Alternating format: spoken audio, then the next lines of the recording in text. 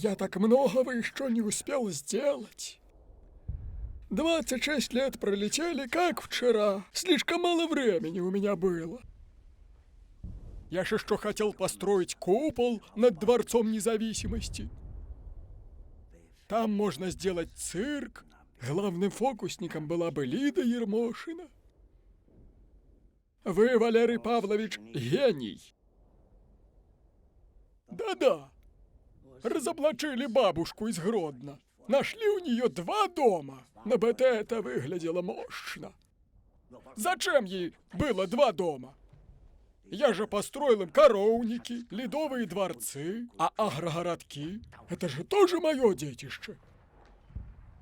Колхозы, хоть и с обосранными коровами, но они же есть. Линия Сталина и торговые центры, национальная библиотека. Чего еще хотел этот народец? Да, не успел.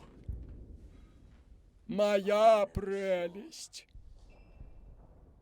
Я им его не отдам.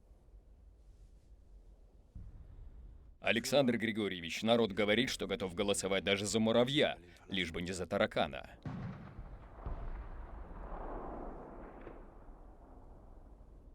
Лидия Михайловна, скажите же ему.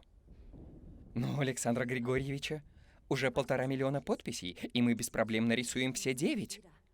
Даже младенцы подпишутся за вас.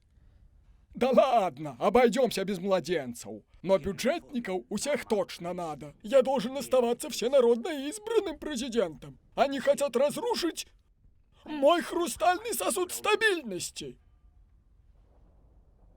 Вакульчик, есть идеи? Думаю, надо еще прошерстить за диваном у Тихановского.